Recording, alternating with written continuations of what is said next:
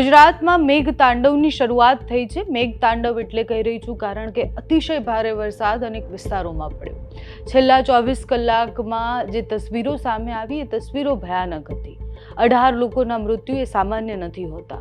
ચોમાસાની શરૂઆત એટલે ચોમાસું જેમ જ પ્રવેશ્યું ગુજરાતમાં, એના પછી જે સિસ્ટમની અસર હતી એ સિસ્ટમને કારણે ખૂબ વધારે વરસાદ પડી રહ્યો છે। અમરેલી, ભાવનગર અને એની આસપાસના વિસ્તારોમાં સૌથી વધારે વરસાદના સમાચાર અને તસવીરો સામે આવી છે। ગઈકાલે 18 લોકોના મૃત્યુના સમાચાર આવ્યા છે અને આ સ્થિતિ ખૂબ ભયાનક ગુજરાત માટે છે। હજુ આગામી 2 દિવસ હવામાન વિભાગની આગાહી પ્રમાણે ઘણા બધા વિસ્તારોમાં વરસાદ પડવાનો છે। ગઈકાલથી અત્યાર સુધીની સ્થિતિની વાત કરીએ તો 109 લોકોના રેસ્ક્યુ કરવામાં આવ્યા છે। 126 જેટલા લોકોનું સ્થળાંતરણ કરાવવામાં આવ્યું છે। અનેક ગામડાઓ એવા છે જે સંપર્ક વિહોણા થયા છે અને ભર ચોમાસે જે સ્થિતિ હોય એ સ્થિતિ અત્યારે ગુજરાતની છે। એ તસવીરો તમને બતાવી છે જે ગુજરાતના અલગ અલગ ખૂણાથી આવી છે। ગુજરાતમાં જે વરસાદ પડ્યો એ વરસાદને કારણે આપણે અનેકવાર એવું સાંભળ્યું છે કે આ રસ્તા તૂટી ગયા, પુલ તૂટી ગયા, અહીંયાથી ગાડીઓ તરતી થઈ ગઈ અને એવી જ તરતી ગાડીઓના સમાચાર, તરતા લોકોના સમાચાર, એનડીઆરએફની ટીમો કરતી કામ અને જે એનડીઆરએફની ટીમો લોકોને બચાવવા માટે પહોંચી હતી, બેધડક રેસ્ક્યુ કર્યા છે, એ તસવીરો તમને બતાવી છે।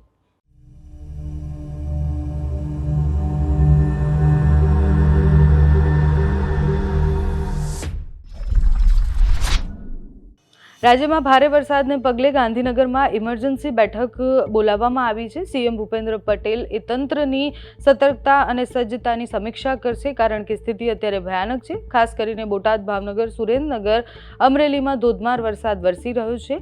માત્ર 2 દિવસમાં રાજ્યના 95% વિસ્તારમાં ચોમાસાનો જે વરસાદ પડવો જોઈએ એટલો બધો વરસાદ પડ્યો છે। હજુ તો ચોમાસું પ્રવેશ્યું જ છે। 251 પૈકીના 221 તાલુકામાં 14 ઇંચ સુધીનો વરસાદ પડ્યો છે।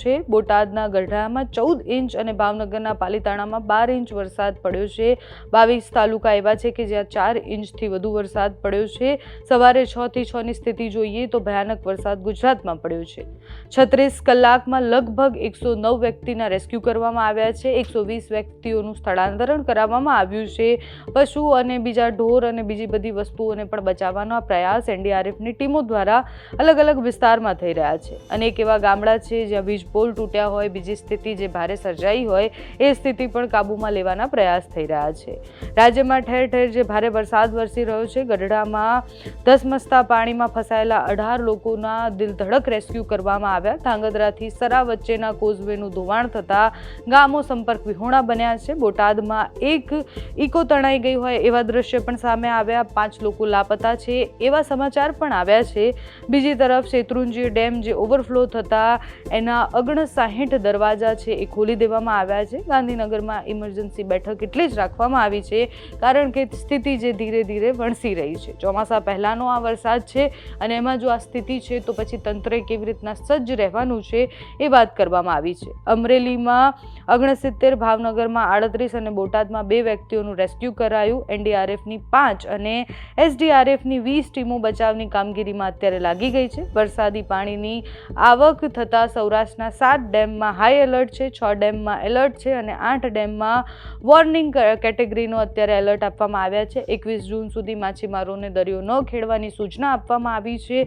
અનેક રસ્તાઓ, નેશનલ હાઈવે અને ગુજરાતના જે બ્રિજ છે એ મોટા ભાગના બ્રિજ પર પાણી ભરાઈ ગયા છે, અંડરપાસ બંધ થઈ ગયા છે અને છેલ્લા 24 કલાકમાં મેઘરાજાએ ખૂબ તાંડવ આખા ગુજરાતમાં કર્યો છે। સૌરાષ્ટ્રથી જે સમાચારો સામે આવ્યા છે, સૌરાષ્ટ્રના દરિયાકાંઠાના વિસ્તારોમાં ખૂબ વધારે વરસાદ પડ્યો છે। મોરબી નજીક મચ્છુના 3 ડેમમાં 3 દરવાજા ખોલી દેવામાં આવ્યા છે। એક ગાડી તણાઈ જતી હોય તેવા દ્રશ્ય પણ ત્યાંથી સામે આવ્યા છે। દ્વારકામાં પણ દરિયાકાંઠાના વિસ્તારમાં દરિયામાં કરંટ દેખાયો છે, ત્યાં ભારે વરસાદ થયો છે। ગઢડામાં અલગ અલગ જગ્યાએ ફસાયેલા 2 પરિવારના રેસ્ક્યુ કરવામાં આવ્યા। એનડીઆરએફની ટીમે 18 લોકોનું રેસ્ક્યુ કરી એમને બહાર કાઢ્યા છે। અધિકારીઓ ત્યાં ઉપસ્થિત રહ્યા, સાથે જ બીજા જેટલા પણ તંત્રના લોકો છે બધા ત્યાં રહ્યા રહ્યા, કારણ કે જ્યારે ચોમાસું આવે ત્યારે આવી પરિસ્થિતિ સર્જાતી હોય છે. ચોમાસા દરમિયાન અનેક એવી તસવીરો સામે આવતી હોય કે ગામડાઓ સંપર્ક વિહોણા થયા હોય. ગાડીઓ તણાતાની તસવીર, બ્રિજ તૂટતાની તસવીર, ડેમ ઓવરફ્લો થવાની તસવીરો, આ તસવીરો સામાન્ય છે. ગુજરાતમાં વરસાદ પડે એટલે શહેરી વિસ્તારમાંથી પાણી ભરાવાની તસવીરો, શહેરી વિસ્તારમાંથી રસ્તા ધોવાઈ જવાની તસવીરો અને ગામડાઓ સંપર્ક વિહોણા થાય એ સામાન્ય સ્થિતિ માનવામાં આવે છે. અત્યારે સ્થિતિ ગુજરાતની ભયાનક એટલે છે કારણ કે બોટાદ, સુરેન્દ્રનગર અને બાકીના આસપાસના ભાવનગરના વિસ્તાર, અમરેલીના વિસ્તારોમાં ખૂબ વધારે વરસાદ છેલ્લા 48 કલાકમાં પડ્યો છે. હજુ પણ ભારે વરસાદની આગાહી કરવામાં આવી છે. સંક્ષિપ્તમાં એ તસવીરો જુઓ કે જેમાં એનડીઆરએફની ટીમ રેસ્ક્યુ કરી રહી છે. સાથે જ અનેક ગામડાઓ એવા છે કે જ્યાં ધોધમાર વરસાદને કારણે બધું જ વહી ગયું છે.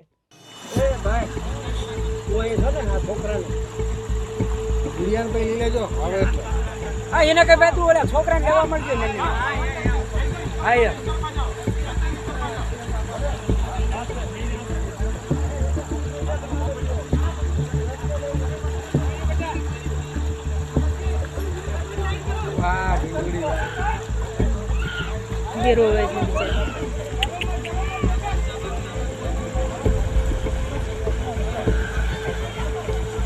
હા ઓ અહીંયા જ છે, અહીંયા જ છે.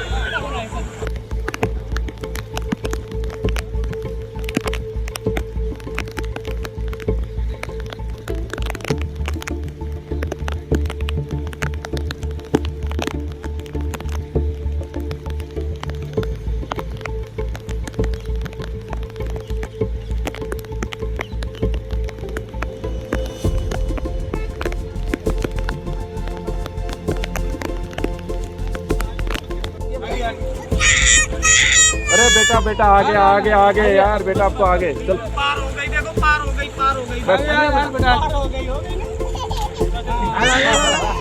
अरे बेटा क्या कर रहे हो तुम?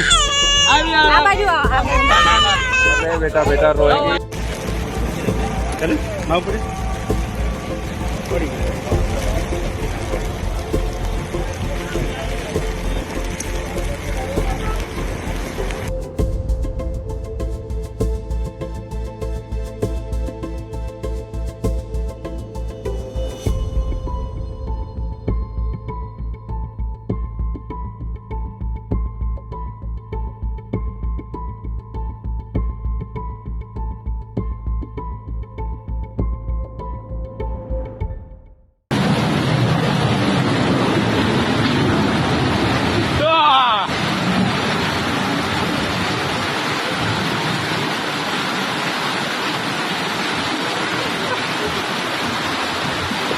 હજુ ગુજરાતમાં આગામી 24 કલાક સુધી દરિયાકાંઠાના વિસ્તાર અને દક્ષિણ ગુજરાતમાં ભારે વરસાદની આગાહી કરવામાં આવી છે.